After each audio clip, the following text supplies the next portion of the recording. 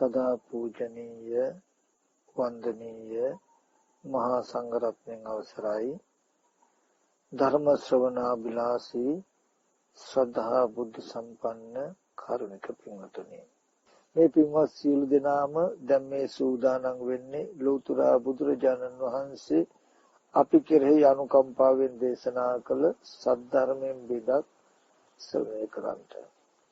ඒ නිසා බොහෝම වමනාවෙන් බොහෝම ඕනෑකමින් මේ දේශනාව ශ්‍රවණය කරන්ට කියලා මතක් කරනවා.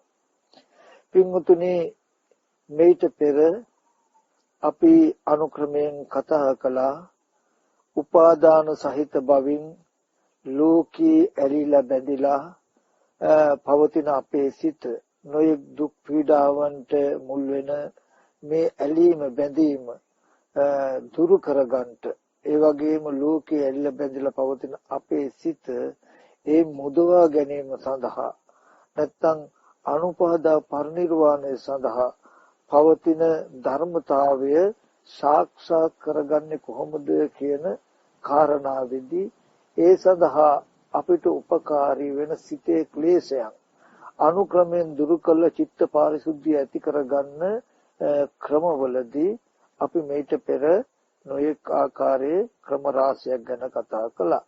ඒ සප්ත විසුද්ධි ධර්මයන් අතරින් අද දවසේදී පවතින පින්වතුනි අපිට පස්වෙනි වූ මග්ගා මග්ග ඥාන දර්ශන විසුද්ධිය ගැන. ඇත්තටම මේ විසුද්ධිය අතරින් මාර්ගය අමාර්ගය කියන ධර්මතා දෙක මොකක්ද කියලා හොඳට වෙන් කළ දැනගන්න කම ගොඩාක්ම අපිට වටිනවා අද දවසේදී. මොකද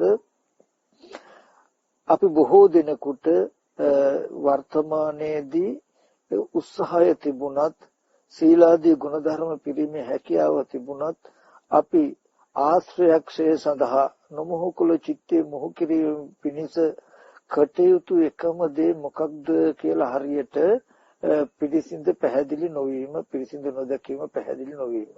නැත්තම් ඒට පරිපන්ත ධර්මයෝ නැත්තම් නොමග මොකක්ද, එහෙම නැත්තම් ඒ වගේම යා යුතු නිවැරදි මාර්ගය මොකක්ද කියලා මෙන්න මේ මාර්ගය අමාර්ගය කියන ධර්මතා දෙක හරියට පැහැදිලි නොවීමයි ලෝකෙට ගොඩාක්ම මේ චේතු විමුක්ති සාක්ෂාත් කර ගැනීමට නොහැකිකම තියෙන්නේ. ඉතින් මෙතනදී මග නොමග කියන දෙක නොදන්නා කම නිසා ඇති වෙන යම් කෙලෙසයක් තියෙනම් පැටලීමක් තියෙනම් අන්න ඒ ටික දුරු වෙනවා පින්වතුනි. මේ මග නොමග දන්නා ඥාන දර්ශනේ පහළ වුණාම, ඥාන දර්ශනය කියන්නේ නුවණින් දැකීම.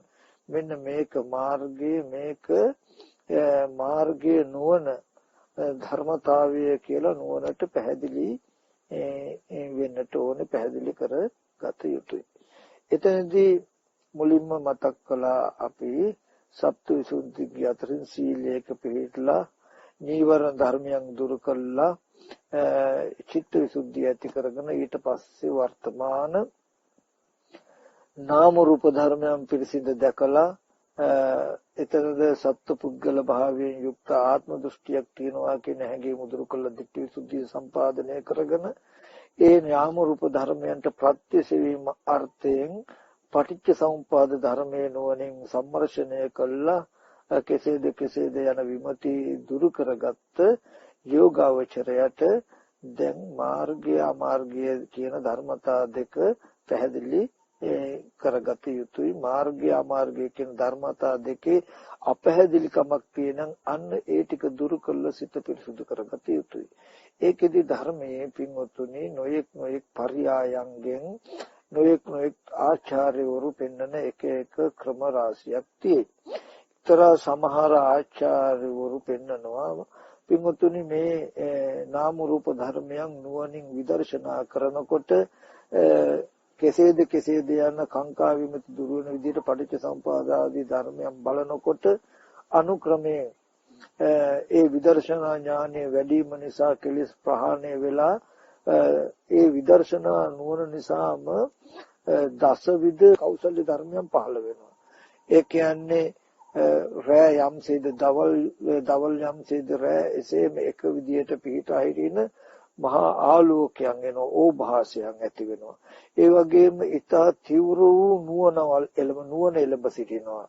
ඒ වගේම ප්‍රීතිය එළඹ සිටිනවා. පස්සද්ධිය, සැපය, වීරිය, අදිමොක්ඛය කියලා මෙන්න මේ වගේ එකට කියනවා දසවිධ විදර්ශනා උපක්ලේශ කියලා. විදර්ශනා කරනකොට කෙලෙස් දුරු වෙනවා. කෙලෙස් දුරු වීම නිසා ඇති වෙන මෙන්න මේ වගේ තමන් තුළ ආධ්‍යාත්මික දියුණුව නිසා ඇති වෙන ගති ටිකක් ඇති වෙනවා. අන්නේ ගති ටිකේ හිත සතුටු වෙන හිත බැඳෙන කාලයක් එනවා නිකාන්තය කියලා. එතකොට යෝගාවචරය මේ තමන් තුළ දසවිධ විදර්ශනා උපක්ලේශ තමන් තුළ දකිනකොට ඒකේ නිකාන්ත ස්වභාවය දකිනකොට මේ දසවිධ විදර්ශනා උපක්ලේශයන් කිසිම වෙලාවක මාර්ගය වෙන්නේ නැහැ. මේ විදර්ශනාව මාර්ගයට పూర్ව භාග විදර්ශනාවයි මේන් විදුණු මනසයි ලෝකෝත්තර මාර්ගය වෙන්නේ කියලා මාර්ගය අමාර්ගය තේරුම් ගන්න එක පරයයකුත් වෙන්නලා තියෙනවා. ඒ වගේම මේ අනුක්‍රමයෙන් ඒ ditthi visuddhiය කාංකා විතරණ විසුද්ධිය පහල කරගත්තට පස්සේ මග නොමග තේරුම් ගැනීම සඳහා තවත් අවශ්‍යම සම්පාදනය කොට යුතු නොවන මෙහෙයුතු පරයය ක්‍රමයක් ධර්මයේ පෙන්වනවා.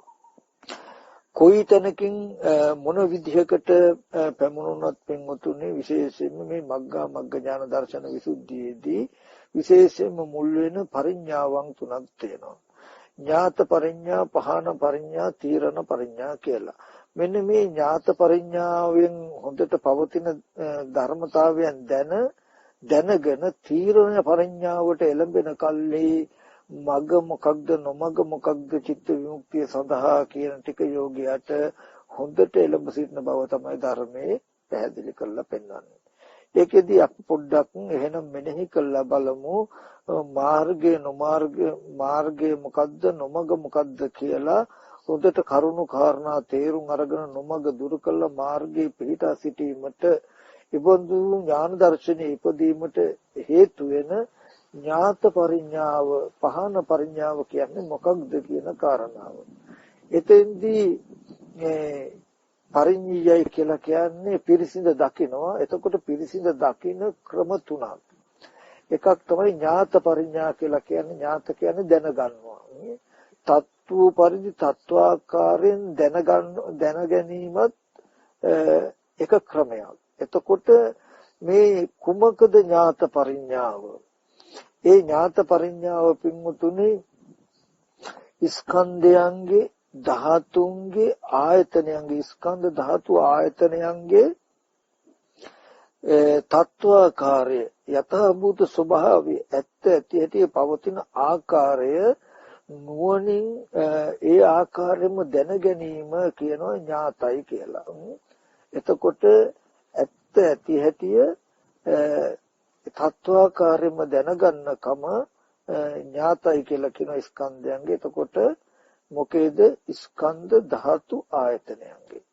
එතනදී හොඳට රූපේ කියන කාරණාව හාත්පසකින්ම නුවණින් මේ අවස්ථාවේදී යෝගාවචරය නැත්තම් චිත්ත විමුක්තිය පිණිස කටයුතු කරන යෝගීවරයා මේ අවස්ථාවේදී හොඳට රූපය ගැන නුවණින් සම්මර්ෂණය කරලා බලනවා.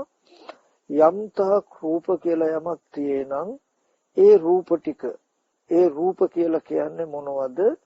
චත්තාරෝච මහා භූත චතුර්ණංච මහා භූතං උපාදාය රූපං. එතකොට සතර මහා ධාතු සහ උපාදාය රූපයි කියලා. එතකොට එතනදී හොඳට රූපය ගැන නුවණ ඇති කරගන්නවා. එතකොට මහා භූත කියලා කියන්නේ මහත් වූ ස්වභාවයෙන් පෙනී හිටින ප්‍රකට ස්වභාවයෙන් පෙනී සිටින නිසා මහා භූතයි කියලා කියනවා. ඒ වගේම තමන්ගේ පවතින ස්වභාවය හඟවලා වෙන අන්‍යාකාරයකින් පෙනී සිටලා සත්‍ය මුලා කරන ගතියක් තියෙන නිසා භූතයි කියලා කියනවා. මේ වගේ පඨවි ආපෝ තේජෝ වායෝ කියන මෙන්න මේ ධර්මතා හතරට කියනවා මහා භූත කියලා. එතකොට මේ ධර්මතා හතර තමයි නොඑක් ආකාරයකින් ලෝකෙ තුල එක එක ආකාරයකට පෙනී සිටලා සත්ව సంతානේ වංචා කරලා සසර ජරා මරණ දුකට ඇදලා දාන්න කටයුතු කරන්නේ. ඒ මහා භූතයන්ගේ භූත ස්වභාවය තේරුම් ගත්තාම අන්න ඒකත් අපිට පහසුවක් වෙනවා මේ හම්බෙන රූපාදී අරමුණු කෙරෙහි නොරැවටි ඉන්න. එතකොට එතනදී පඨවි කියලා කියනකොට පින්වතුනි පඨවි කියලා කියන්නේ තද කර්කස රළු ස්වභාවය. එතකොට ලක්ෂණ වශයෙන් ගත්තාම තද කර්කස රළු ස්වභාවය. එතකොට මේ පඨවියේ කෘත්‍යය තමයි පින්වතුනි යමක් දරා ගන්න පුළුවන්කම, ධාරණය කර ගන්න පුළුවන්කම. දැන් මේ ඉඳගෙන ඉන්නකොට ඉඳගෙන ඉන්න පුළුවන් හැකියාව තියෙන්නේ මොකද්ද? මහ භූතයන්ගේ යමක් දරා ගැනීමේ හැකියාවක් තියෙනවා. එතකොට ඒකට ආසන්නම කාරණාව වෙන්නේ මොකද්ද? මහ භූතයන්ගේ අනිත් ප්‍රත්‍ය ආපෝ වායෝ තේජෝ කියන ධර්මතාවය. එතකොට මෙන්න මේ පඨවි ස්වභාවය අපිට පඨවි කිව්වහම තේරෙන්නේ නැත්තම් අපිට තේරෙන භාෂාවකින් ගත්තොත් පස් කියලා කිව්වොත් අපි කළු ගලක හරි හුඹහක හරි තියෙන මැටි ටිකක් හරි ගත්තොත් පස් ස්වභාවය ගත්තාම සත්වයක් නොවි පුද්ගලයෙක් නොවි ඒ තද රළු කර්කස ස්වභාවයක ධර්මතාවයක් වෙනවනේ. අන්න ඒ රූප කියලා යමක් තේනම් අන්න ඒ බඳු තද ස්වභාවයට කියන පඨවි ස්වභාවය කියලා. ඊට පස්සේ ආපෝ කියලා කියන්නේ ගලන වැగిරෙන බැඳෙන ස්වභාවයට. ආපෝගේ ලක්ෂණ. එයාගේ කෘත්‍යය තමයි මොකද්ද? එකට අලවලා තියෙනකම, එකට බඳවලා තියෙනකම. එකට අලවලා එකට බඳවලා තියෙනකම තමයි නැත්තම් රස කරන ගුලි කරන ස්වභාවය තමයි ආපෝ ලක්ෂණය. දූවිලි වගේ විසිරිලා යන්න නොදී මේ වස්තුන් එක එක හැඩතල වලට පෙනෙන විදිහට ඔවුනොවුන් ගුලි කළා කැටි කළා තියෙන කෘත්‍ය පින්වතුනි හැම වෙලේම මේ ආපෝ කියන ධර්මතාවයේ ලක්ෂණය. පඨවියෙන් තද රළු රූප කලාප ටික ආපෝවෙන් තමයි එකට අලවලා බඳලා තියෙන්නේ. එයාගේ ලක්ෂණය තමයි හැම වෙලේම ගලන, වැగిරෙන, බැඳෙන ස්වභාවය. ඒ තෙත් ස්වභාවය තමයි දූවිලි වශයෙන් විසිරලා යන්න පුළුවන් මැටි ටිකකට මේ ටිකකට අපි වතුර ටිකක් දැම්මම මැටි පිටක් වගේ එහෙම විසිරලා යන්න නැතුව ගුලි වෙනවා.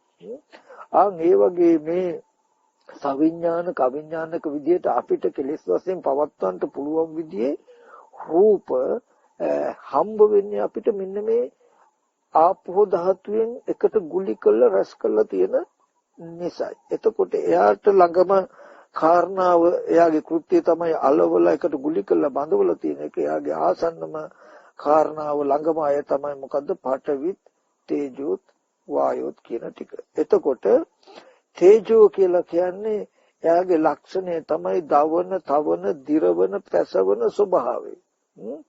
එතකොට එයාගේ කෘත්‍යයක් තියෙනවා මොකද්ද? එයාගේ කෘත්‍යය තමයි මොහු කුරවන කම. ඇතුළත උණුසුම් ඒ තමාක බැඳිලා තියෙන පඨවි ආපෝ කියන ධර්මතා දෙක මොහු කුරවන ගතිය තමයි මෙයාගේ කෘත්‍ය, වියලවන ගතිය. දිය වෙලා ආපෝ ධාතුවෙන් දිය කළ දිය වෙලා යන්න දෙන්නේ නැතුව ඒක උණුසුම් කළා මොහු කරවලා පවතින ගතිය. අපි කියමු ගහක කොළයක් ඉදෙනවා කියලා කියන්නේ පින්වතුනි, නැතිනම් මේ ජීවිතයක කෙස් පැහැෙනවා, හැම රැලි වැටෙනවා කියලා කියන්නේ මේ තේජෝ ගතියේ ලක්ෂණය. මොහු කරවන ලක්ෂණය තමයි මෙයාගේ කෘත්‍ය මොහු කරවන එක. ලක්ෂණය දවන, තවන, දිරවන, උෂ්ණ කරන ස්වභාවය. ආසන්නම කාරණාව තමයි මේ අනිත් ධර්මතා. ඒ කියන්නේ පඨවි ධාතුවත් ඒ වගේම ආපෝ ධාතුව. එතකොට අපි තේජෝ ධාතුව කියලා කිව්වොත් අපිට තේරුම් ගන්න අපහසු නම් ගිනි ගොඩක් සිහි කරගත්තොත් ගිනි ගොඩ සත්‍ය පුද්ගලයෙක් කියලා තේරෙන්නේ නැහැ. අර ඉස්සෙල්ලා කියපු එකට අපිට ආපෝ කිව්වහම තේරෙන්නේ නැත්නම් ලිඳක වැවක පොකුණක තියෙන වතුර ටිකක් සිහි කරගත්තොත් අපි අන්නේ එතකොට පොළවේ තියෙන පස් ටිකක් ලිද ටික වැවක පොකුණක තියෙන වතුර ටිකක් ගිනි ගොඩක තියෙන ගින්දර ටිකක් ගත්තාම පඨවි ආපෝ තේජෝ කියන දේවල් වලට අනුමාන නුවණක් අපිට ඇති කරගන්න පුළුවන්. නමුත් පඨවි ආපෝ තේජෝ කියනකොට ඊට වඩා ගොඩාක් ඇතුළත ගිය අර්ථයක් ප්‍රකාශ කරනවා. ඊට පස්සේ වායෝ කියලා කියන්නේ ඒකේ ලක්ෂණය තමයි හමන පිම්බෙන සොලවන හැකිලෙන ලක්ෂණය. එතකොට එයාගේ කෘත්‍යය තමයි මොකද්ද? තල්ලු කරන ඉඩ අරගෙන දෙන බව. එහාට මෙහාට තල්ලු කරවල සොලවන්න පුළුවන් ලක්ෂණය. එතකොට අනිත් ධර්මතා ටික පඨවියත් ආපෝවත් තේජෝවත් තමයි මෙයාට ළඟම ආසන්න කාරණාව පරිවර්තන.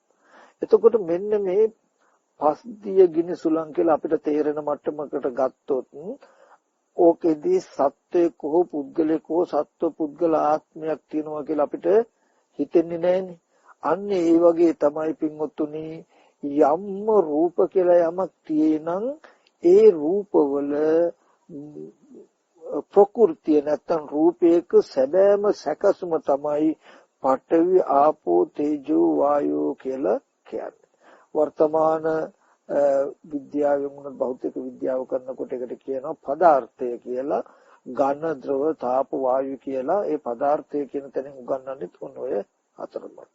ඔන්න ඔය මහ භූත රූපය හොඳට සතර මහා ධාතුයි කියනකොට ඔන්න ඔය ධාතු ටිකේ ස්වභාවය හොඳට ඥාත වෙනවා දැනගන්නවා.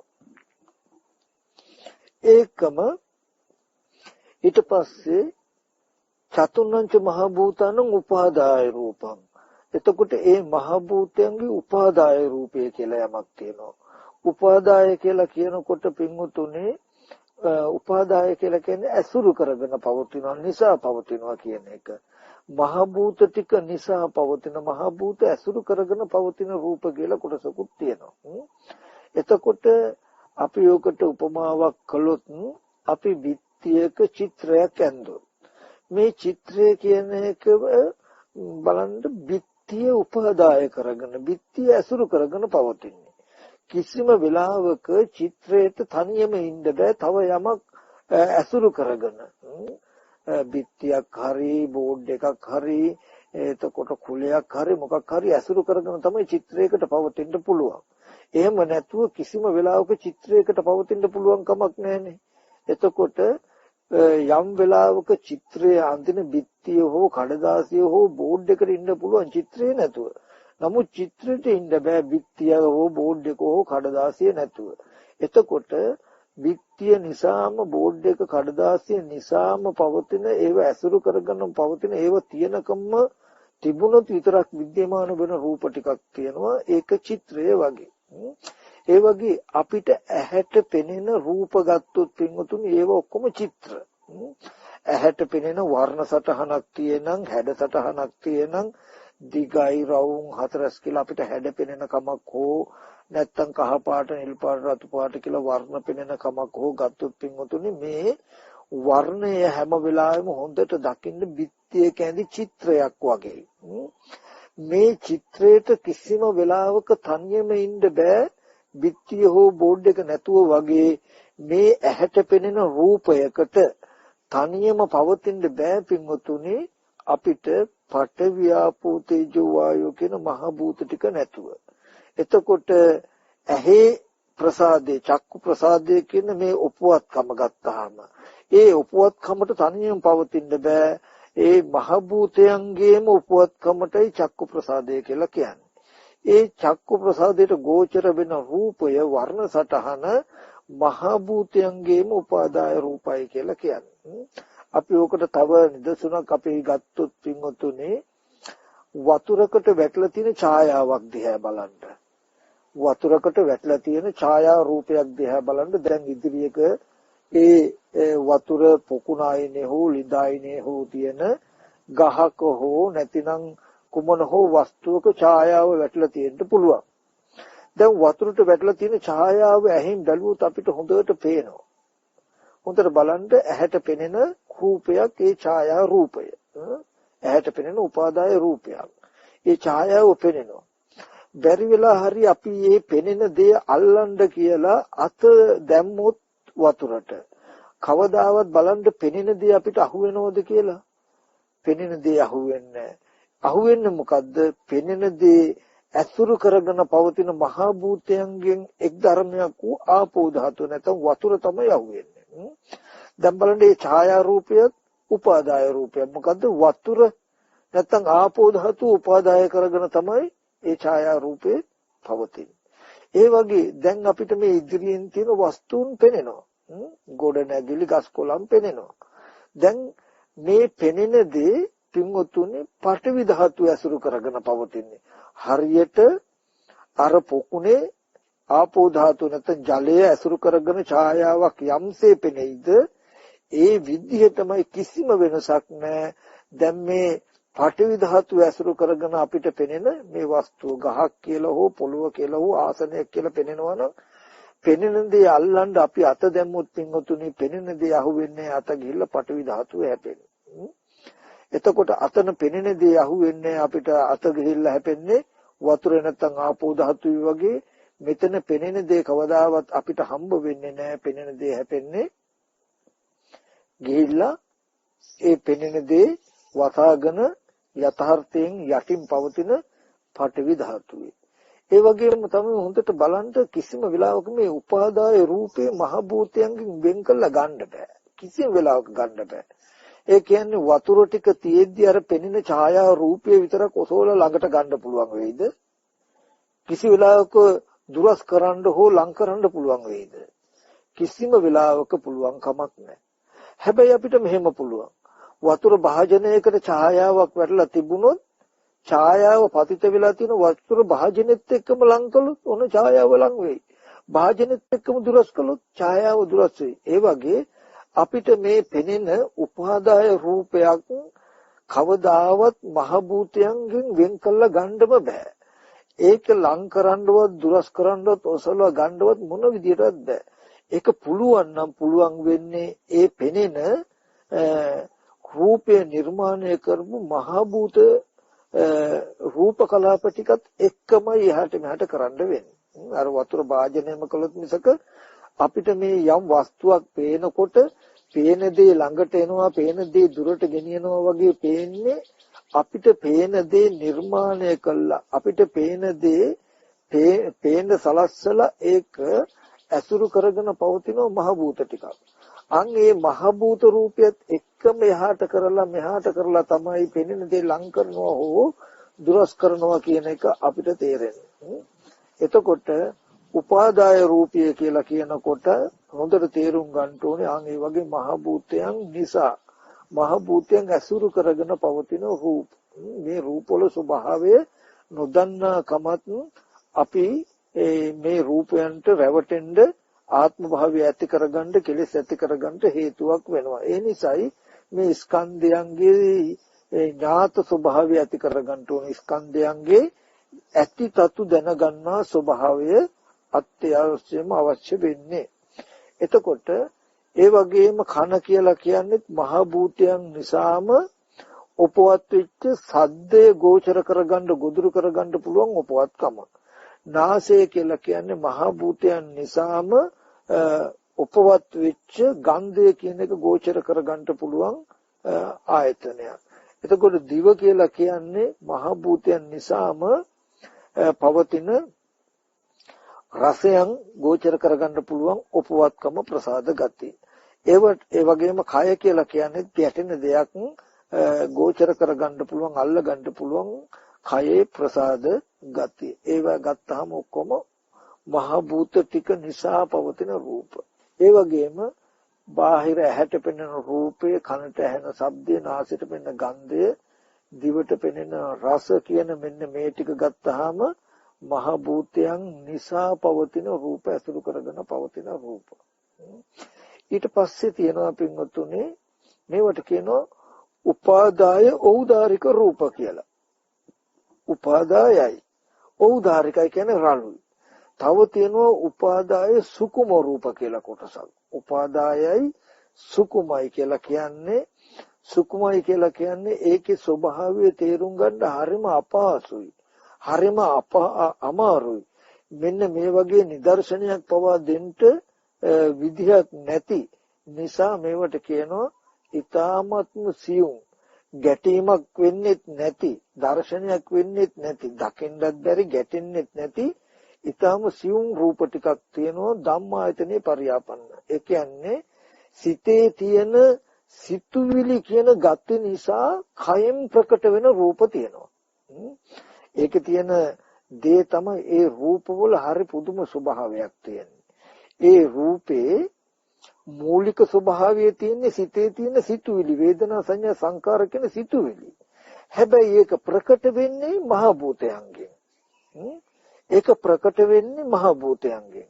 අපි කියමු ඉත්ති ඉන්ද්‍රිය, පුරුෂ ඉන්ද්‍රිය කියන ගතිය ගත්තොත් කර්මානුරූපව කර්මජ සිතක පවතින ස්ත්‍රී ස්වභාවය, පුරුෂ ස්වභාවය, ස්ත්‍රී ලීලාව, පුරුෂ ලීලාව කියන ස්වභාවයෙන් යුක්ත ගති ටික තියෙන්නේ චෛතසිකවල සංස්කාර ස්කන්ධේ සිතුවිල්ලක. නමුත් ඒක ප්‍රකට වෙන්නේ මහ භූතයන්ගේ මේ ශරීරයෙන්. ඔයගලන්ට ඒක තේරුම් ගන්න අපහසුයි නම් සිත නිසා කයෙන් ප්‍රකට වෙන රූප වලට කියනවා ධම්මායතන පරියාපන්න රූප කියලා. ඒක තේරෙන්නේ නැත්නම් මම උගලන්ට තේරෙන විදිහට නිදසුනක් ගේන්නම් තේරෙන මට්ටමක. අපි උදාහරණයක් කළොත් යම් කිසි කෙනෙක් මරුණා කියලා කියන්නේ පින්වතුනි විඥානේ නිරුද්ධයි, සිත නිරුද්ධයි. ඒ කියන්නේ සිතුවිලි නැහැ. හරි. අන්න ඒ මැරිච්ච මිනිහක් දිහා බලන්ඩ ඒ අතපය සම්පූර්ණම දර කැලි ටිකක් වගේ රළු දර දඬු ගැහිච්ච ස්වභාවයක් තියෙන්නේ. හරි.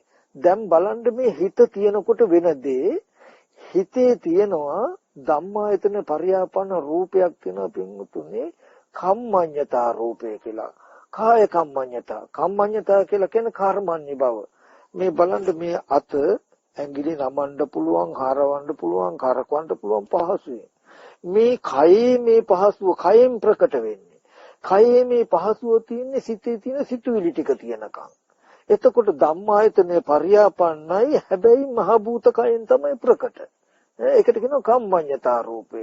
ඒකට කියනවා ධම්මායතන පරියාපන්න රූපය කියලා. ඒ රූපය කිසිම වෙලාවක සිතෙන් ප්‍රකට නැහැ. සිත නිසා පටන්ගෙන හැබැයි කයෙන් ප්‍රකට වෙන්නේ.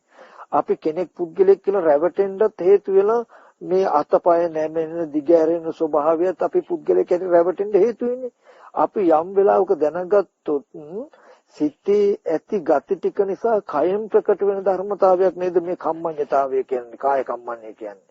එයා හොඳට මෙනෙහි කරලා බලන බැරි වෙලා සිත නිරුද්ධ වුණොත්, විඥානේ නිරුද්ධ වුණොත් කය මේ වගේ නමන්න දිගරන්න පුළුවන් හැකියාව ලැබෙන්නේ නෑ, එන්නේ නෑ. ඔන්න කම්මඤ්ඤතා රූපය. ඊට පස්සේ අපි තව එකක් බලුවොත් බලන්න මේ අත එහෙම අල්ලලා අත එහෙම හොඳට මෘදුයි, මොලොක්. අනේ ඔයාගේ අත හරි මෘදුයි, මූණ හරි සිනිඳුයි කියලා අපි රැවටෙන්නේ. එතකොට මේ සිතේ ඇති තව එක්තරා ගතියක් තමයි මෝදිතාව කියන එක, මෘදු බව කියන එක. පින්වතුනි මේ සිත නිරුද්ධ වුණාම, සිතේ තියෙන ගති නිරුද්ධ වුණාම මේ ශරීරේ රළු වෙනවා. ගල් ගෙඩියක් වගේ වෙනවා, කාර්කස වෙනවා. මේ තියෙන මුදු ස්වභාවය පවතින. එතකොට සිතේ තියෙන මෘදු බව, එතකොට චිත්ත මුදිතා, කාය මුදිතා කියලා මේ සිතේ තියෙන මෘදු බව ප්‍රකටයි මහ භූතයෙන් කයේ. මේ කයයි මෘදු බව වෙලා තියෙන්නේ. එතකොට මුදිතා රූපය. එතකොට තව එකක් අපි ගත්තු ලහුතා රූපය කියලා. ලහුතා කියලා කියන්නේ සැහැල්ලු. අපි අපේ මේ ශරීරයේ තරාදියකට දාලා කිරුවොත් කිලෝ කීයක් තියෙද? සමහර විට කිලෝ 65ක් 70ක් තියෙන්න පුළුවන්. බලන්න මේ සිත කයට බැහැගත්තාම සිතේ තියෙන සිතුවිලි වලින් මොකද කරන්නේ? කය නිබර කරනවා. දැන් අපි ඇවිදිනකොට කිලෝ 75ක් ශරීරයක් උස්සගෙන යනවා වගේ බරක් අපිට දැනෙනවද? නෑ. එතකොට මේ කයේ බර ස්වභාවය දැනෙන්නේ නැත්තේ කයේ නිබර ගතිය ඇති කරලා තියෙන්නේ හිතේ ගතියකින්. බැලලා හිත නැති වුණොත් මේ කය කිලෝ 60ක් බරයි නම් 60ම බර බව තේරෙනවා. අපි අලියෙක් වගේ සතෙක් අරගත්තොත් පින්වතුනි මේ අලියා වගේ සතා තරහදියකට දැම්මොත් කිලෝ කීයක් තියෙයිද? කිලෝ 4000ක් 5000ක් විතර තියෙයි. අලියට තේරෙයිද කිලෝ 4000ක් 5000ක් උස්සගෙන යනවා වගේ? නෑ. මට මේ කිලෝ 60 උස්සගෙන යන්නේ එහා මෙහාද තේරෙන්නේ නැති යම්සේද? ඒ වගේම එතනත් විඥානයේ ඒ සිතුවිලි වල ලහුතා කියන ගතිය ඒ සිතේ සිතුවිලි වල යෙදුනහම ඒ කය එතන නිබර කරනවා. ඒ සතාටත් මේ කය මට වගේම කිලෝ 4000 5000 කරගෙන යනවා කියලා බරක් දැනෙන්නේ නැහැ. Tamanට බර දැනෙන්නේ නැහැ.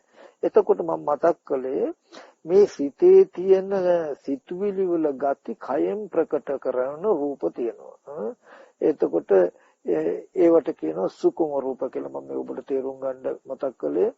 අන්නේ ඒ රූප වල ස්වභාවය තේරුම් නොගන්නා කම අපි පුද්ගලයේ කැටියට රැවටෙන්න හේතු වෙනවා. ඒකට කියනවා උපාදාය සුකුම රූප. උපාදාය කියලා කියන මහ භූත ඇසුරු කරගෙන පවතින සුකුම රූප. දැන් අර සිතේ ගති වුණත් මහ භූතයන්ගෙන්මයි ප්‍රකට. මේ අපි කියමු මහ භූත රූපේම කර්මඤ්ඤතාවය පෙනේ. එහෙම නැත්නම් කම්මඤ්ඤතාවය කියන එක කර්මඤ්ඤ බවකින් පෙනෙන තැනක් නෑ. මහ භූතයන්ගෙන්ම මුදිතා කියන ගතිය තේරෙන්නේ නැත්නම් මෘදු බව පෙන්වන්න තැනක් නෑ. එතකොට මහ භූතයන්ගෙන්ම සැහැල්ලු බව පෙනේ. නැත්නම් ලහුතා රූපේ පෙන්වන්න තැනක් නෑ. හැබැයි සිත නිසායි පෙන්නේ. සිත නිසා වුණාට සිතෙන් ඒක ප්‍රකට නෑ. ප්‍රකට වෙන්නේ කයෙන්. නැත්නම් පටිආපෝ තේජෝ වායෝ කියන මහ භූතයන්. මෙන්න මේ වගේ මහ භූතයි මහ භූතයන්ගේ උපාදාය රූපයි උපාදාය රූපයේද ඇකන චක්කු ප්‍රසාද සෝත ප්‍රසාද ආදී ඖදාරිකයි ධම්මායතනේ පරියාපන්න නැත්නම් සිතුවිලි නිසා පවතින රූප සුකුමයි කියලා හොඳට එයා මහ භූත සහ උපාදාය රූපයි කියලා හොඳට ඒ රූපේ ස්වභාවය ඥාතයට යනවා දැනගන්නවා. එතකොට මේ රූප කියලා කියන්නේ මොකද්ද? රූපනාර්ථයෙන් බින්දනාර්ථයෙන් සීතෙන් වෙනස් වෙන්න පුළුවන්, උෂ්ණෙන් වෙනස් වෙන්න පුළුවන්, මැස්සි මధుර අවු ආදී ඕනම ස්පර්ශයක් නිසා රූපේ ප්‍රකෘති ස්වභාවය වෙනස් වෙන්න පුළුවන්. මහ භූත ටික අන්‍ය ස්වභාවයකටපත් වෙන්න පුළුවන් කියන අදහසින් රූපතිතිකෝ භික්ඛවේ රූපං රූපනේ වෙනවා, පළුදු වෙනවා, වෙනස් වෙනවා කියන අර්ථයෙන් රූපයි කියලා කියනවා. එතකොට එතෙන්දිත් එක දෙයක් මතක තබා ගන්න. කිසි වෙලාවක උපාදාය රූපයට වෙනස් වෙන්න බෑ. උපාදාය රූපය අසුරු කරගෙන පවතින මහ භූත රූපය වෙනස් වෙනකොට උපාදාය රූපය වෙනස් වෙලා පේනවා.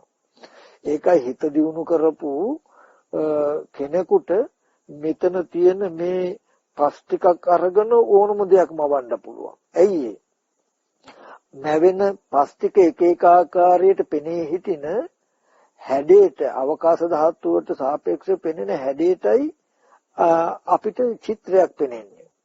එතකොට මහ භූත ටික වෙනස් කරන්න එක එක හැඩ වලට සටහන් කරන්න අපිට ලෝකෙට විද්‍යමාන වෙන්නේ එක එක හැඩ. එකම මැටි ටික අපි එක හැඩයකට තිබ්බහම රවුමට පේනවා, වළඳක් කියනවා. ඒ මැටි ටිකම තව ආකාරයකට වෙනස් කළාම වෙන හැඩයක් එනවා. අපි ඒකට කලය කියනවා. ඒ මැටි ටිකම වෙනස් ආකාරයකට වෙන් කළාම තව විදිහකට පෙනී හිටනවා. අපි මුට්ටිය කියනවා. මහ භූත ටික වෙනස් වෙන ආකාරයට අවකාශ ධාතු තුල හැඩසටහන් පෙනීලා හිටනවා වෙනම විදිහකට. එතකොට අපි කලයේ කියලා, මුට්ටිය කියලා, ඇතිලිය කියලා යම් හැඩසටහනකට නම් පැනෙව්වේ ඒ හැඩසටහනට කියන උපාදාය රූපය. ඒ හැඩසටහන එක එක ආකාරයකට වෙනස් කරන්න පුළුවන් ද්‍රව්‍ය ටිකට කියනවා මොකද්ද? මහ භූත ටික කියලා.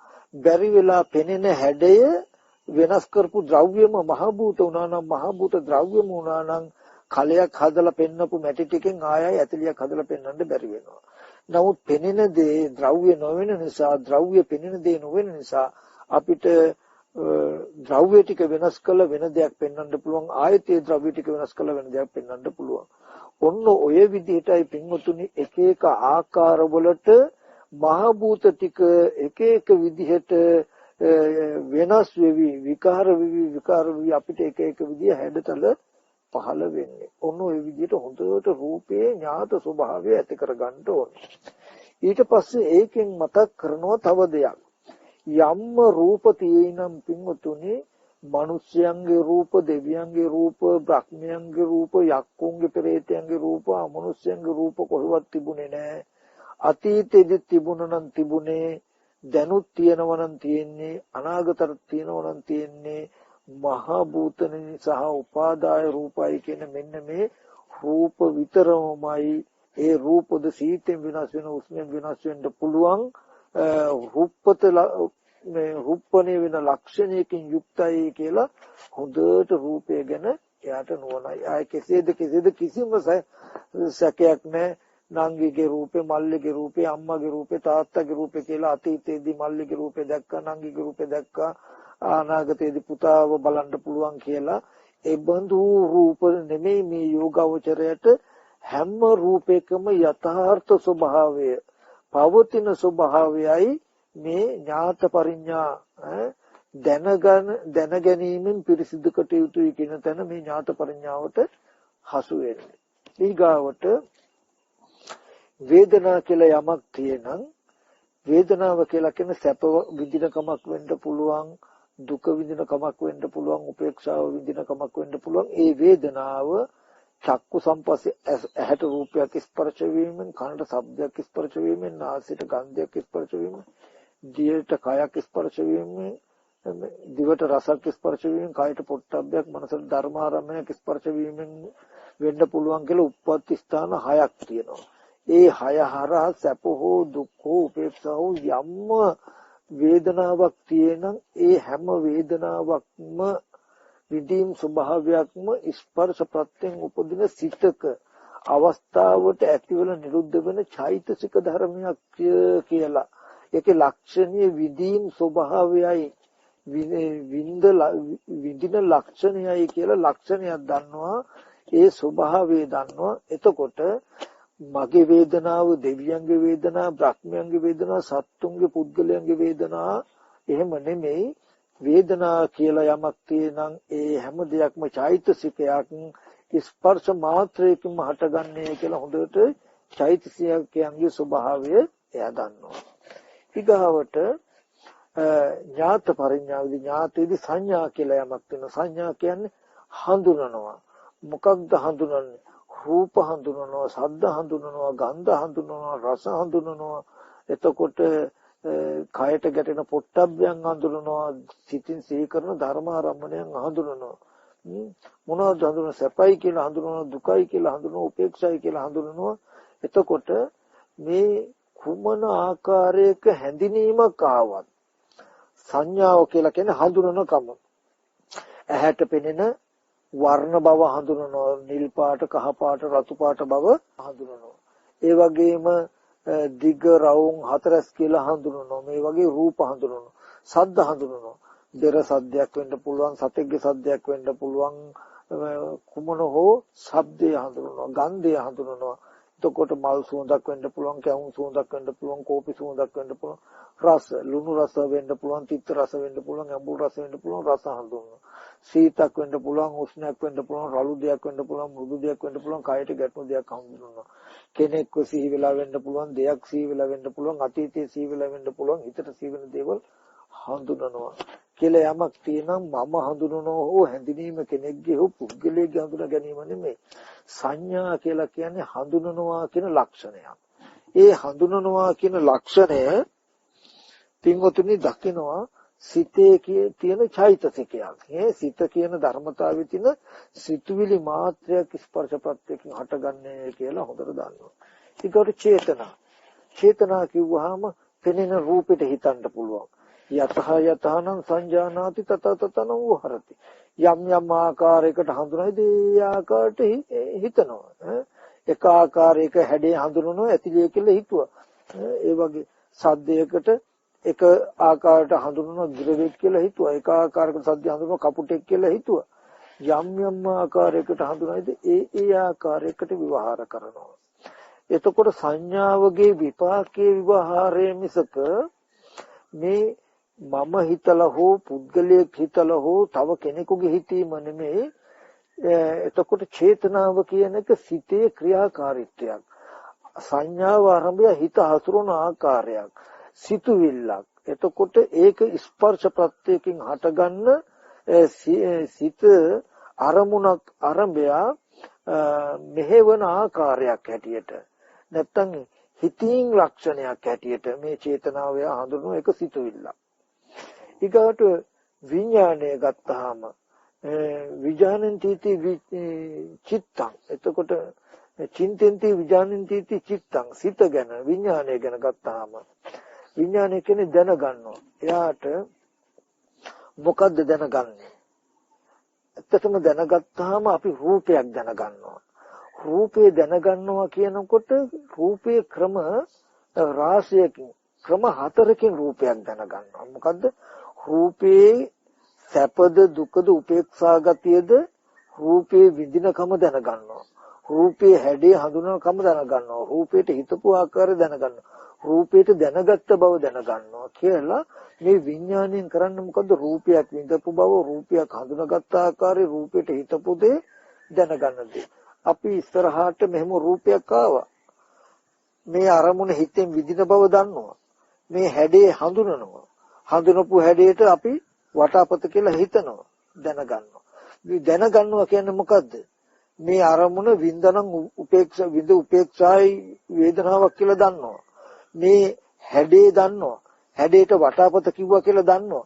වටාපත කියලා දැනගත්ත කියන එකක් දන්නවා. කියනකොට විඥානය කියලා කියන්නේ රූපයක් විඳපු, හඳුනපු, හිතපු, දැනගත්ත කියන නාම ධර්ම ටිකේම කෘත්‍ය ආපහු දැනගන්න එක තමයි විඥානය කියලා කියන්නේ. ඒකයි අපිට හරියට මේ සිතේ තියෙන මේ දැනගැනීමේ නිපුණතාවය, දැනගැනීමේ දක්ෂතාවය, දැනගැනීමේ හැකියාව නිසායි හරියට කෙනෙක් දැනගත්තා, මම දැනගත්තා වගේ තැනකින් රැවටිලා තියෙන්නේ. මොකද්ද?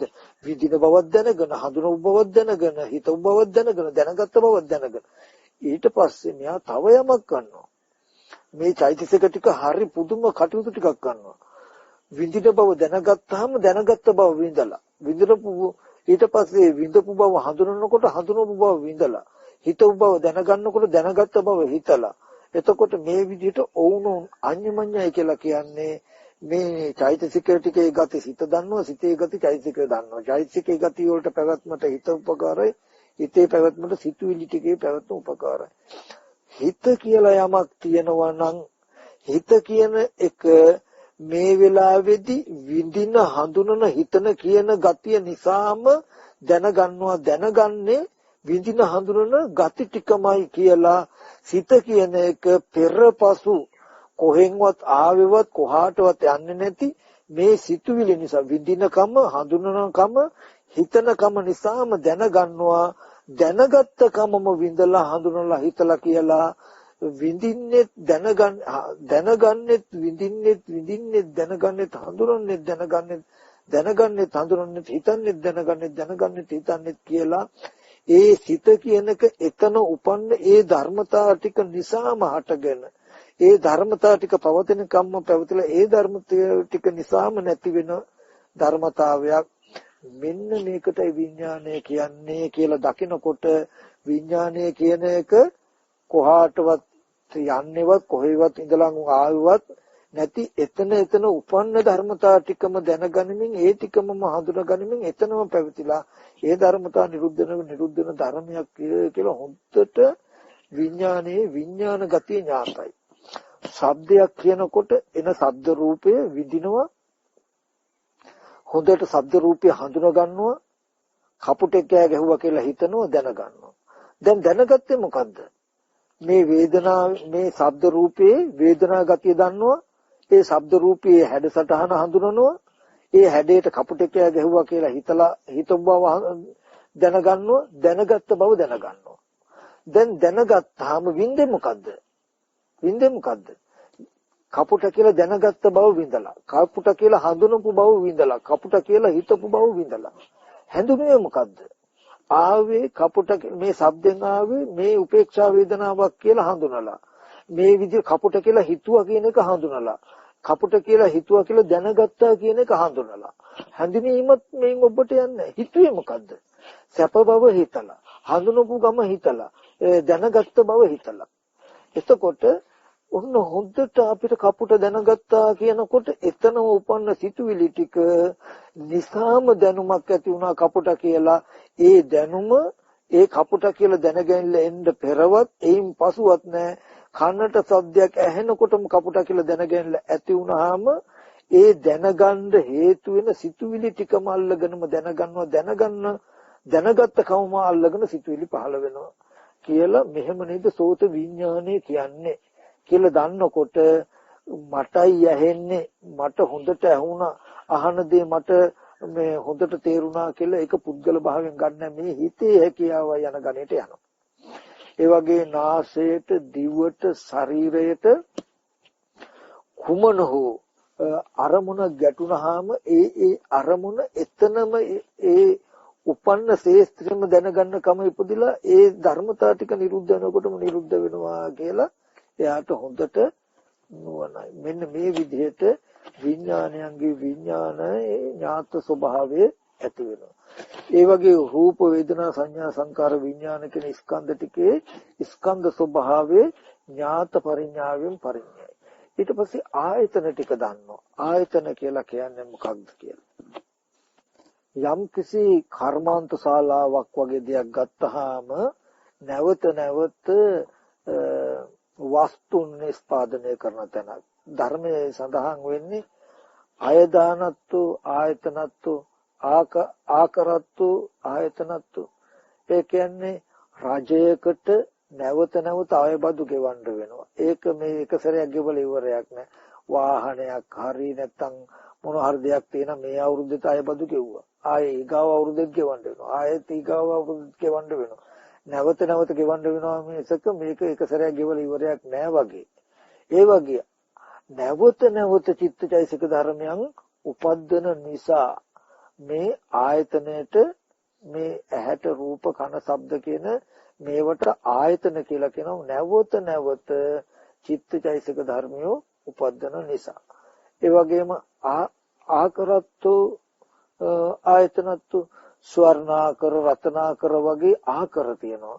මේ ආකරවල වස්තු එක දවසක අද හම්බුනහම ඉවර වෙන්නේ නැහැ. ඊයේත් හම්බුණා අදත් හම්බුණා ආයෙ හෙටත් හම්බෙනවා. හාරන්න නැවත නැවත වස්තු උද්දීපනය වෙනවා හම්බ වෙනවා වගේ මේ ඇහැ කන දිවනාසය ශරීරය කියන ආධ්‍යාත්මික ටික ආයතන කෘත්‍යයක් කරනවා.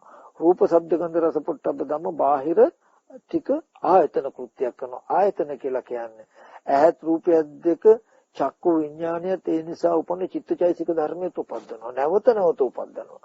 කන ශබ්ද දෙක සෝත විඥානයත් ඒ නිසා උපන්න චිත්තචෛසික ධර්මයට උපදිනවා.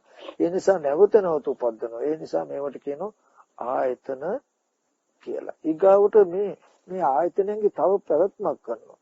ඇහැ රූපය කියන එකේ ආයතන කෘත්‍ය නිසා තමයි. ඒ කියන්නේ ඇති බවට තව යමක් උපදින්න පුළුවන් ආයතනයක් වෙන්නේ ඇහැ කියන එක ඇති බවක් රූපය කියන එක ඇති දෙයක් හැටියට හම්බ වුණාමයි අපිට ඒ නිසා චිත්තචෛසික ධර්ම උපදින්න පුළුවන්කම වෙන්නේ.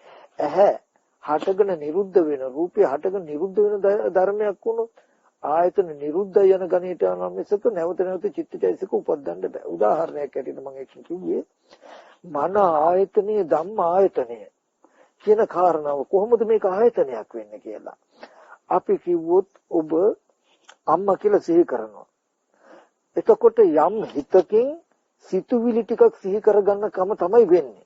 යම් වේදනා සංඥා ඔබ විඳපු හඳුනපු හිතපු ගති ටිකක් හිතකින් සිහි කරනවා. ඒ හිතට කියනවා මන ආයතනය කියලා. හිතින් සිහි කරපු සිතුවිලි ටිකට කියනවා ධම්ම ආයතනය කියලා. එතන ආයතනය වෙන්නේ මෙහෙමයි. යම් වෙලාවකදී ඔබ අම්මා කියලා සිහි කරනකොට ඒ අම්මා කියලා සිහි කරන සිද්ධිය මානසික ධර්මාරම්ණය සිහි කෙරුවාම ඒ සිතුවිලි ටික ඔබට ඇති බවට ඒ කියන්නේ අම්මා ඉන්නවා කියලා ඒ සිතෙන් සිහි කරපු සිතත් සිතෙන් සිහි කරපු ධර්මතාවත් ඔබට ඇති බවට හම්බ වෙන කෘත්‍ය කරන හිඳයි ඒක ඇත්තක් වෙච්ච හිඳයි අම්මා කෑමද දන්නේ අම්මගේ අසනීප හොඳද දන්නේ කියලා අම්මා කියන එක ඇත්ත වෙලා නැවත නැබෝත ඔබට සිතුවිලි පහල කරන්න පුළුවන්කම තිබුණේ අර ධම්ම ආයතන කෘත්‍ය අර මන ආයතන කෘත්‍ය කරපු නිසා. බැරි වෙලා අම්මා කියලා සිහි වෙනකොටම මේ සිත නිරුද්ධ වෙනකොට මේ සිතුවිලි නිරුද්ධ වෙනවා කියලා ඔබ බැලුවොත් ඔබට මන ආයතන කෘත්‍ය කරන්නේ ධම්මත ආයතන කෘත්‍ය කරන්නේ නැවත නැවත සිතුවිලි පහල කරන්න ඉඩ නැහැ. ඒ නිසා ආයතන හැම වෙලාවෙම ආයතන කෘත්‍ය වෙන්නේ මෙන්න මේ වගේ ප්‍රමාදී බවක් ඇතුළතයි කියන නුවණකුත් තියෙන්නට ඕනේ. ඊට පස්සේ ධාතුයි කියලා කියන්නේ පින්වතුනි ස්වභාවාර්ථය. එතකොට අපි කියමු වායෝ ධාතු, පඨවි ධාතු, තේජෝ ධාතු කියන තේජෝ ධාතු කියලා ගන්න. උෂ්ණ ස්වභාවය ගත්තාම ඒක ස්වභාවයක්. තේන්නේ අපිට. ඒ වගේ චක්කු ධාතු කියනකොට යථාර්ථය ගත්තාම අපිට මේ වගේ අල්ලන්න පුළුවන්, අල්ලලා විනාශ කරන්න පුළුවන් විදිහේ ද්‍රව්‍යයක් නෙමෙයි ඇහැ කියන එක, චක්කු ධාතු කියන එක. ඒකට ගොඩාක් විස්තර කරන්න වෙලා මදි. මම ඔබට නිදසුනක් වශයෙන් මතක් කළොත් මේ ඇහැ දැන් අපිට තියෙයි. මේ ඇහැට අපි දැන් ඇහැ කියලා හිතාගෙන ඉන්න මස් ගඩුව තියෙනවනේ. හොඳයි, අපි ඉන්දි කට්ටක් හරි නැත්තම් ඇණයක් හරි මොකක් හරි එකකින් මේ ඇහැට ඇන්නොත් හෘදේ වේදනාව වෙයි. හොඳට බලන්න දැන් මේ රිදෙන්නේ, ඒ වේදනාව ඇති වෙන්නේ කුමන ස්පර්ශයකින්ද කියන්නේ? චක්කු සම්පස්සෙන්ද කාය සම්පස්සෙන්ද? කාය සම්පස්සජා වේදනානේ. අපිට කාය සම්පස්සේ නිසා තමයි අපි මේ ඇහැයි කියන තැන, අපිට ඇහැයි කියලා හිතෙන එකේ ඕනම තැනකට යනලා බලන්න ඉදිකට්ටකින් වගේ එකකින් අපිට ඒ වේදනාවක් එන්නේ කාය සම්පස්සෙන් උපන්න වේදනාවක්. ඒතර කෝ ඇහැ පින්වතුනි මේ චක්කු ප්‍රසාදය කියන එක මහ භූත ටික ඇසුරු කරගෙන පහළ වෙච්ච උපය. ඒක කය. ඒ ප්‍රසාදය චක්කු කියන කාරණාව වෙන්නේ දර්ශන කෘත්‍ය කරන්නේ රූපයක් හම්බ වෙනකොටමයි. ඇහි ඉපදීම රූපෙකින්ම දත යුතුයි, රූපේ ඉපදීම ඇහෙන්ම දත යුතුයි මිසක ඉඳගෙන නිදාගෙන හිටගෙන ඇවිදින හතර ඉරියව්වේ මේ චක්කුව කියන එක තියෙනව නෙමෙයි. එහෙම තියෙනවා නම් රූප නොපෙනෙන වෙලාවට අර වගේ ඉන්දි කට්ටකින් යනලා මේ ඔබට ඇහැයි මෙන්න මෙතනයි ඇහැයි කියලා හිතෙන්නේ කියන ඕනම තැනකට යනගෙන යන්න. ඇහැ තියෙනවනම් චක්කු සම්පස්සයක් එන්න ඕනේ කොතනක හරි. නමුත් ඒකකින්වත් ඔබට චක්කු සම්පස්සයක් ඉන්නේ කාය සම්පස්සය. එතකොට මේ චක්කු ධාතු කියලා කියන්නේ චක්කු ස්වභාවය කියලා කියන්නේ, චක්කු කියන්නේ දර්ශනය වෙන ස්වභාවය කියන එක. පින්වතුනි අන්තිමට චක්කුව කියන එක ස්වභාවාර්ථයෙන් පෙනීම මාත්‍රයක් යන අර්ථයකට යනවා. ඒක තියෙන්නේ නැතුව පෙනීමෙන් පස්සේ නිරුද්ධ වෙන ස්වභාව මාත්‍රයක්. ඊට පස්සේ අපිට හම්බ වෙන හැට හම්බ වෙන රූපය කියන එක අර වතුරට වැටුණු ඡායාවක් වගේ, ඒක ගන්නවත් බෑ, අයින් කරන්නත් බෑ, දකින්න විතරයි පුළුවන්. උසක් කියන්න බෑ, මිටි බවක් කියන්න බෑ, බරක් කියන්න බෑ. බලලා වතුරට වැටුණු ඡායාවදී පෙනීම මාත්‍රයක් ස්වභාවයක් විතරයි වගේ රූප ධාතු. ඒ වගේ මෙන්න මේ ධාතු අර්ථයෙන් හොඳට ස්කන්ධ ටික හොඳට පිළිසිඳ දකින්න.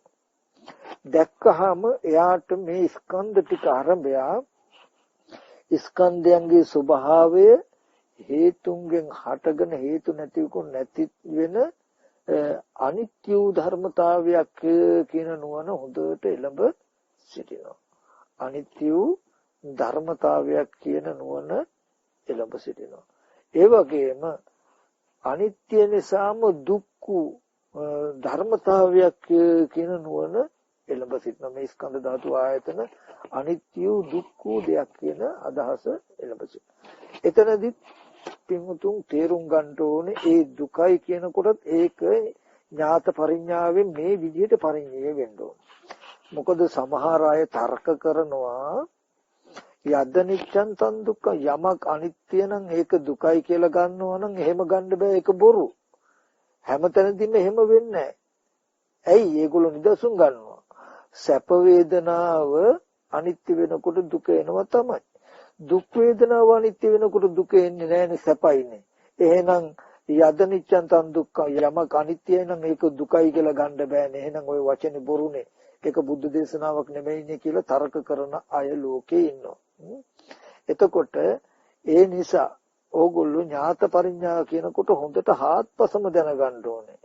බුදුරජාණන් වහන්සේ ධර්මයේ දේශනා කරනකොට ඒ දේශනා කරන ධර්මයන්ගේ විවිධත්වයක් නානත්වයක් තියෙනවා, අර්ථ නානත්වයක් තියෙනවා විශේෂයෙන්. බුදුරජාණන් වහන්සේ දුක කියන එක පනවන්නේ එකම අර්ථයකින් විතරක් නෙමෙයි.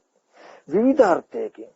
ඒ උදාහරණයක් ඇටියට ගත්තාම යද නිච්ඡන් තන් දුක්ඛං යමක් අනිත්‍යයි නම් ඒක දුකයි කියලා අපි ওই දුක පනවන්නේ වේදනාර්ථයෙන්. දුක් වේදනාවක් එන්නේ කියන අදහසෙන්. නමුත් බුදුරජාණන් වහන්සේ හැම තැනකදීම වේදනාව කියන තැනකින්ම දුක පනවන්නේ. බුදුරජාණන් වහන්සේ යද නිච්ඡන් තන් දුක්ඛං යමක් අනිත්‍යයි නම් හේ දුකයි කියන එක පනවන අසුභාර්ථයෙන් අසාරාර්ථයෙන් එතකොට හිස්සාර්ථයෙන් ශුන්‍යාර්ථයෙන් විශ්වාසයේ තැබිය නොහැකි. එතකොට කියන අර්ථයකින් බුදුරජාණන් වහන්සේ යද නිච්ඡන් තන් දුක්ඛං කියලා කියන්නේ. මිසක වේදනා අර්ථයකින් නෙමෙයි. හොඳට ඒක මතක තබා ගන්න මම මතක් කරන දේ තේරෙනවද දන්නේ. යමක් අනිත්‍යයි නම් හේ දුකයි කියලා කියන්නේ පින්වතුනි එතන දුක පනවනකොට නිස්සාර අර්ථයෙන් හිස්සු අර්ථයෙන් අනර්ථයක් අර්ථයෙන් පැනෙවුවා මිසක වේදනා අර්ථයකින් නෙමෙයි. එතකොට කෙනෙකුගේ ගතිය යහපත් වෙන්නේ නැහැ කියලා කියනකොට කාලකන්ණියෙක් කියලා කියනකොට ඒක වේදනාර්ථයකින් නෙමෙයි ඒ නිස්සාරාර්ථයකින් පැනෙවුවා. අනේ මගේ බඩේ කැක්කුමයි මගේ කන කැක්කුමයි මගේ ඔළුවේ කැක්කුමයි මට හිතට හරි දුකයි කියලා කියනකොට අන්න වේදනාර්ථයකින් ඒ දුක පැනෙව්වේ අපි වේදනාවකින්. මේ මිනිස්යා කෙරේ කිසිම විශ්වාසයක් තියන්න බෑ කියලා කිව්වහම එයා විශ්වාස කරන්න බැරි අර්ථයකින් දුක ඒ විශ්වාස කරන්න බැරි කම පිළිගන්න බැරි කම විශ්වාසයක් තබන්න බැරි පිළිගන්න බැරි කම යම් කිසි අපහසුකමක් නමුත් ඒක වේදනාර්ථකින් නෙමෙයි අසුභවාදී කමක් නමුත් ඒක වේදනාර්ථකින් නෙමෙයි. ඒ වගේ මේ ස්කන්ධ ධාතු ආයතන ටිකේ හොඳට අනිත්‍යයි කියලා දන්නවා ප්‍රත්‍ය නිසා මහටගෙන ප්‍රත්‍ය නැති වෙනකොට නැති වෙන මේ බඳු ධර්මතාවයක් තියෙන කියලා. අනිත්‍ය නිසාම දුකයි කියලා දන්නවා විපරිණාමාර්ථයෙන්. එතකොට වෙනස් වෙන අර්ථයෙන් ශුන්‍යතාර්ථයෙන් දුකයි කියලා දන්නවා. අනාත්මයි කියලා දන්නවා. මොකද යම් රූප කියලා ටිකක් තියෙන මහ භූතයි උපාදාය රූපයි. එතකොට ඒක සත්පුද්ගල භාවයෙන් තොරයි. වේදනා සංඥා සංකාර ටිකක් කියලා තියෙන චෛතසික විඥානය කියලා යමක් තියෙන චිත්තය මේවා ඔක්කොම හේතු ප්‍රත්‍යයෙන් හටගත්තා කියලා දකිනකොට එයා මේ ටිකේ අනාත්මයි කියලා දකිනවා. ඥාත පරිඥාවෙන් ස්කන්ධ ධාතු ආයතන ටික සම්පූර්ණම මෙයා දකිනවා. මොකද්ද? ස්කන්ධ ධාතු ආයතන ටික අනිත්‍ය දුක්ඛ අනාත්ම ස්වභාවයෙන් යුක්තයි කියලා දකිනවා. ඒ දකින්නේ නිකන් හින්දා නෙමෙයි ඒ ස්කන්ධයත් ස්කන්ධයන්ගේ ස්කන්ධ ලක්ෂණ ටිකත් ඒවෙන් කරන කෘත්‍යයත් හොඳට දැක්කා. ඒ ස්කන්ධයන්ගේ ලක්ෂණය දැක්කා, ස්කන්ධයන්ගේ ස්වභාවය දැක්කා, ස්කන්ධයන්ගේ කෘත්‍ය දැක්කා. ඒ විදිහට දැක්කහම ස්කන්ධ ධාතු ආයතනයන්ගේ ස්වභාවය දැක්කහම ඔන්න එතෙන්දී ඒ ස්වභාවය පිළිසිඳ දකින කම්ක ඥාත පරිඥා. ඊට පස්සේ උත්තරයක් එනවා එහෙනම් මෙබඳු ස්කන්ධ ටික ආරම්භය මෙබඳු රූපය ආරම්භය පුද්ගල භාවයක් තියෙනවා. ආත්ම සංඥාවක් තියෙනවා නම් මෙබඳු වේදනා සංඥා සංකාර විඥාන කියන ස්කන්ධ ටික ආරම්භය සත්ත්ව පුද්ගල ආත්ම සංඥාවක් තියෙනවා. ඒ වගේම ඇහැ කන දිවනාසය ශරීරය කියන ආයතන ටික ආරම්භය මම හෝ මගේ හෝ තව පුද්ගලයෙක් කියලා ආත්ම සංඥාවක් තියෙනවා. චක්කු ධාතු රූප ධාතු චක්කු විඥාන ධාතු කියන මේ ධාතු ආරම්භය මම මගේ ආත්මය කියලා ආත්ම සංඥාවක් තියෙනවා. මෙන්න මේ පවතින්නේ අනාත්මයි නමුත් ආත්ම සංඥාවක් තියෙනවා. එතකොට ප්‍රත්‍ය නිසා හටගෙන ප්‍රත්‍ය නැති වෙනකොට නැති වෙන ස්වභාවයෙන් යුක්ත අනිත්‍ය ධර්මතාවයක් තමයි මේ ස්කන්ධ ධාතුන් ආයතනයන්ගේ තියෙන්නේ. හැබැයි ඉඳගෙන හිටගෙන නිදාගෙන ඇවිදින හතර ඉරියව්වම පරිහරණය කරන්න පුළුවන්. ඇහැ කන දිව නාසය ශරීරයේ තියෙනවා. රූප ශබ්ද ගන්ධ රස පොට්ටබ්බ ධම්ම තියෙනවා. ස්කන්ධ ධාතු ආයතන ටික හැමදාම තියෙනවා කියලා නිත්‍ය සංඥාවක් තමයි තියෙන්නේ. එතකොට මේ ස්කන්ධ ධාතු ආයතනයන්ගේ ප්‍රිය වූ මනාප වූ මధుර වූ දේවල් තියෙනවා. ඒ ප්‍රිය වූ මනාප වූ මధుර වූ රූප ශබ්ද ගන්ධ රස පොට්ටබ්බයන් අපිට විඳින්න පුළුවන් කියලා සැප සංඥාවකුත් තියෙනවා. එතකොට එයා දන්නවා මේ ස්කන්ධ ධාතු ආයතනයන්ගේ තියෙන ස්වභාවයේ යථාර්ථය ඥාත පරිඥාවෙන් ඥාත වුණා අනිත්‍ය දුක්ඛ අනාත්ම මෙබඳු ලක්ෂණයන්ගෙන් යුක්ත දෙයක් කියලා. එහෙම වෙනකොටම තමන්ගේ මනස පැත්තට තමන්ට එයාට තේරෙනවා මේ අරබය නිට්ටය වූ සැප වූ ආත්ම වූ දේවල් තියෙන්නේ කියන තැනක නිමිති ටිකක් තමයි අපිට තියෙන්නේ. ඒ කියන්නේ අපි රළු වශයෙන් ගත්තොත් රූපය කියන එක හැම ආකාරයෙන්ම වේදනා සංඥා සංකාර චෛතසික හැම ආකාරයකින්ම විඥානය හැම ආකාරයකම අනාත්මයි කිව්වා. නමුත් මේ මම සත්‍ය පුද්ගලික ආත්මයක්. තව දුව දරුවෝ කියන්නේ තවත් පුද්ගලික සත්‍ය ආත්මය කියලා ආත්ම සංඥාවක් තියෙනවා. ඒ වගේ ස්කන්ධ ධාතු ආයතන අනිත්‍ය දුක්ඛ අනාත්මයි ඒව නිට්ටයයි සැපයි ආත්මයි කියන විපල්ලාසයක් හැඟීමක් තමන්ගේ මනසේ නිමිති වශයෙන් පවතිනවා කියලා පේනවා. මෙන්න මේ නිට්ටය වූ සැප වූ ආත්ම වූ විපල්ලාසයන් තමන්ගේ මනසේ තියෙන ප්‍රතිපක්ෂ ධර්මයන් දුරුකට යුතුයි ප්‍රහාණයකට යුතුයි කියලා ප්‍රහාණ පරිඥාවට නුවණෙනවා. ප්‍රහාණ පරිඥාව ප්‍රහාණය කටයුත්තේ කුමක්ද? නිට්ටය වූ සැප වූ ආත්ම වූ නිමිති ටිකක් තමන්ගේ මනස පැත්තේ තියෙන. මෙච්චර වෙලා මේ ස්කන්ධ ගැන ධාතු ගැන ආයතන ගැන ඉගෙන ගත්තේ රූප වේදනා සංඥා සංකාර විඥාන කියන ධර්මතා ඉගෙන ගත්තේ ඒවැය තියෙන යතහාම ස්වභාවය තමයි ඥාත පරිඥාවෙන් පරිඥය උනේ. ඒ ටික හොඳට ඉගෙන ගන්නකොට Tamanට තේරුණා ඒ ස්කන්ධ ධාතු ආයතනයන්ගේ සැබෑ ස්වභාවය මේකයි. හැබැයි ඒ අරබයා Tamanට බාහිර සත්‍ය පුද්ගලයෝ ඉන්නවා, බාහිර රන් රිදී මුතුමැණික් ආදී වටිනා දේවල් තියෙනවා. නිත්‍ය වූ සැප වූ ආත්ම වූ සංඥාවක් තමයි Tamanට මේ ලෝකයේ ආරම්භය. මේ ආයතන ටික පැත්තේ, මේ ස්කන්ධ ටික පැත්තේ, මේ ධාතු පැත්තේ, මේ ආයතන පැත්තේ නිත්‍ය වූ සැප වූ ආත්ම වූ යමක් තියෙන්නේ කියන අදහසයි Tamanගේ චිත්තයේ පවතින්නේ. Taman ගාව තියෙන දැක්ම වෙලා තියෙන්නේ. මෙන්න මේ ටික ප්‍රහාණයකට යුතුයි කියලා නුවණක් එනවා. අන්න යාට මාර්ගය අමාර්ගය දෙක පැහැදිලි වෙනවා. ඒකාන්තයෙන් ආශ්‍රයක්ෂය සඳහා ඒකාන්තයෙන්ම අනුපාදා පරිනිර්වාණය සඳහා කටයුත්ත වෙන මුකුත් නෙමෙයි.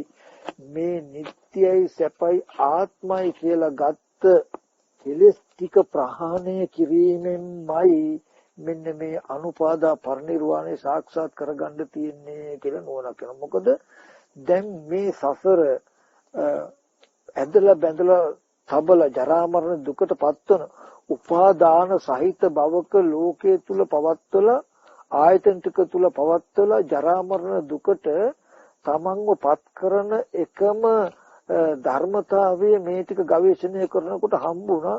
ස්කන්ධ ඇතුළේ තියෙනවත් නෙමෙයි, ධාතු ඇතුළේ තියෙනවත් නෙමෙයි, ආයතන ඇතුළේ තියෙනවත් නෙමෙයි, ඒවා නිසා ඇති වෙනවත් නෙමෙයි, ඒවා කෘත්‍ය නිසා ඇති වෙනවත් නෙමෙයි. හරි. ඒ ස්වභාවය නොදන්නාකම නොදැක්කකම නිසා තමන්ගේ මනසේ හටගත් නිත්‍ය සැප ආත්ම සුභ කියන මෙන්න මේ කෙලෙස් ටික විපල්ලාස ටික නිසායි මෙන්න මේ උපාදාන සහිත භවකාද ජීවිතයේ තියෙන්නේ. මෙන්න මේ නිත්‍ය සැප ආත්ම කියන ස්වභාවයෙන් මනස ගලවලක් මේ කෙලෙස් ටික ප්‍රහාණය කිරීමෙන්මයි අනුපාදා පරිනිර්වාණය සාක්ෂාත් කරගත ඒ සඳහා යා යුතු මඟ කියලා මෙන්න මේකමයි කියලා හොඳට මාර්ගය කියන එක නොමාර්ගය කියන එක යාට පැහැදිලි වෙන ක්‍රමයක් නෑ. මෙන්න මේකයි මාර්ගය කියන එක හොඳට පැහැදිලි වෙනකොට එයාට මග නොමග ගැන කෙසේද යන විමුක්තියක් එන්නේ නෑ. ඒ කියන්නේ නිවන් දැකීම පිණිස මෙතෙන් එනකොට මෙයාට පින්වතුනි සීලබ්බත පරමාසයෙන් හිත මිදෙනවා. මුලින් නාම රූප ධර්මයන් පිළිසින් දක්න දිට්ඨි විසුද්ධියේදී සක්කාය දිට්ඨිය අතහැරුණා. ඊගාවට කෙසේද යන විමුක්තිය ඇති කරන ධර්මය වූ විචිකිච්ඡාවෙන් කාංකතියෙන් හිත මිදුණා. කාංකා විතරන විසුද්ධියෙන් මග්ගා මග්ග ඥාන දර්ශන විසුද්ධියේදී මාර්ග නොමාර්ග කියන දෙක පැහැදිලි කරලා මෙන්න මේකයි විමුක්තිය සඳහා මේ නිත්‍ය සැප ආත්ම කියන මෙන්න මේ කෙලෙස්යන් ප්‍රහාණය කිරීමෙන්ම මෙන්න මේ මාර්ගය සාක්ෂාත් කොට යුතුයි කියන නුවණ එළඹෙනකොටම තමන්ගේ විමුක්තිය සඳහා එතකොට තමන්ගේ නිදුක් බව සඳහා නොඑක් විදිහේ වෘත සමාදන් වෙන බවක් තියෙනවා නම් ලෝකේ නොයෙක් ක්‍රම අසුරු කරන බවක් තියෙනවා. අන්න ඒකෙන් සම්පූර්ණ මෙයාගේ මනස මිදෙනවා. තමන්ගේ ඒ සංසාරික විමුක්තිය සඳහා දුකෙන් නිදහස් වීම සඳහා වෘත සමාදන් වෙනවා කියන ලබ්ධියක් ලෝකේ තියෙනවා. ඒවෙන් තමන් අතහැරිලා සීලබ්බත පරාමාසයෙන් හිත මිදෙනවා. මෙතෙන්ට මේ මග්ග ඥාන දර්ශන විසුද්ධිය කියන තැනට එනකොට එයාට මග නොමග දෙක හොඳටම පැහැදිලි නොමග අතහැරලා මත්තේ කටයුත්තේ මෙන්න මේ ටිකමයි කියන තැනකින් එයාට පැහැදිලි වෙනවා. ඒකම එයාට මත්තේ මේ නිට්ටයයි සපයි ආත්මයි කියන සංස්කාර ධර්මයන් විදර්ශනා කළා. විදර්ශනා ඥාන ලබාගෙන මෙන්න මේ අනුපාදා පරිනිර්වාණය සාක්ෂාත් කොට යුතුයි කියන නුවණ පහළ වෙනවා. ආන්ගේ පහළ වෙනකොට පින්වතුනි එයාට සිතේ මග නොමග නොදැනීම නිසා යම් කෙලෙසයක් තිබුණා නම් අන්න ඒ කෙලෙසේ ප්‍රහාණය වෙනවා. ඉතින් මේ විදිහට හොඳට නුවණින් මෙනෙහි කළා මග්ග ඥාන දර්ශන විසුද්ධිය සාක්ෂාත් කරගන්න හැමදෙනාම උත්සාහවත් වෙන්න කියන එකත් මතක් කරනවා. ඒ වගේම මේව එකින් එක අපි හිතලා කරන්න ඕනේ අනුපූර්ව අනුක්‍රමයෙන් සීලයක පිටලා හිත වඩමු විදර්ශනා කරගෙන යනකොට අනුක්‍රමයෙන් ඒ තැන් වල ධර්මතාවයන්ට නැඹුරු කරමින් ගැඹුරු කරමින් තමන්ට මේ ධර්මතාවයේ විසින්ම අනුපූර්ව වැඩෙන ක්‍රමයක් නුවණ වැඩෙන ක්‍රමයක් මේ තුල තියෙන්නේ කියන කාරණාවත් මතක් කරනවා. ඒ බව දත යුතුයි. ඕගොල්ලෝ මේ විදිහට වඩාගෙන යනකොට ප්‍රතිපදා ඥාන දර්ශන විසුද්ධිය පිරෙනවා කියන ධර්මතාවයක් වෙනවා. ඕක කරනකොට මග්ග ඥාන දර්ශන විසුද්ධිය පිරෙනවා කියන ධර්මතාවයක් වෙනවා. ඒක කරනකොට ප්‍රතිපදා ඥාන දර්ශන විසුද්ධිය. එහෙනම් කටයුත්තේ මේකමයි කියන එකට નિરાයාසයෙන්ම ඕගොල්ලෝ ඊගාටපත් වෙනවා. හොඳයි. එහෙනම් කල්පනා කරගන්න අද මේ දේශනාව හොඳින් ශ්‍රවණය කළා නම් ඒ දහම් කරුණු ටික නැවතත් හොඳට සිහිපත් කරලා මතක තබා ගන්න නුවණින් මෙනෙහි කළා. තමන්ගේ ඒ චිත්ත උපක්ලේශයන් තියෙන මේව දුරු කළා අනුපාදා පරිනිර්වාණ සාක්ෂාත් කරගන්න හැමදෙනාටම ශක්තිය ධෛර්යය ලැබේවා කියලා ආශිර්වාද කරනවා. හොඳයි. එහෙනම් අපි දැන් අනුමෝදන් කටයුතු දැන් වලට පින් අනුමෝදන් කරමු. මේ තුන් ජනිත වෙච්ච සියලුම කුසලයන් ලෝකයේ සම්බුද්ධ ශාසනයත් මේ පින් උතුම්වන් මේ පින් උතුම් සියලු දෙනාගේ ගෙවල් දොරවල් රැකී ආරක්ෂා දිස්ත්‍රාන්ත අධිග්‍රහිත ශාසන මාම ක්‍රිෂ්ඨකාරක සියලු දෙවියෝ ඒ වගේම අරණ්‍ය ශ්‍රේෂ්ඨ අධිග්‍රහිත යම් දේවගණ සමූහයක් සිටින මේ සියලු දෙවියෝ මේ පින් අනුමෝදන් වෙත්වා. දෙවියන්ගේ දිවිසිරු වඩා වර්ධනය කරගන්න දෙවි පතර බෝධිකම පින් වෙනසෙනසෙත්වා කියන අදහසින් අපි දෙවියන්ට පින් අනුමෝදන් කරමු. ආකාසට්ටා ච බුම්මට්ටා දේවා නාග මහිත්‍තිකා පුඤ්ඤන්තං අනුමෝදිත්වා චිරන් රක්ඛන්තු බුද්ධ ශාසනං. ආකාසට්ටා ච බුම්මට්ටා දේවා නාග මහිත්‍තිකා පුඤ්ඤන්තං අනුමෝදිත්වා චිරන් රක්ඛන්තු බුද්ධ ශාවකං. ආකාසට්ටා ච බුම්මට්ටා දේවා නාග මහිත්‍තිකා පුඤ්ඤන්තං අනුමෝදිත්වා බෝධියන්තු සිවම් පදං. සමස්ත දේශනාව ශ්‍රවණය කළ සමස්ත ලෝකවාසී ඒ ජනතාවගේ මේ ඥාතිද මේ පින් අනුමෝදන් වෙත්වා. විශේෂයෙන් බෞද්ධ මාධ්‍ය ජාලයේ නිර්මාතෘ ධර්මාගම කුසල ධම්මනායක මාහිමිපාණන් ඇතුළු සංඝ පීතුන් වහන්සේලාට සියලු දෙනාට මේ පින් අපි අනුමෝදන් කරනවා. ඒ සියලු දෙනාම පරලෝකගත සූපත්ති උතුම් වෙන සෙනසෙත්වා කියලා අපි සාදු කියලා පින් අනුමෝදන් කරනවා.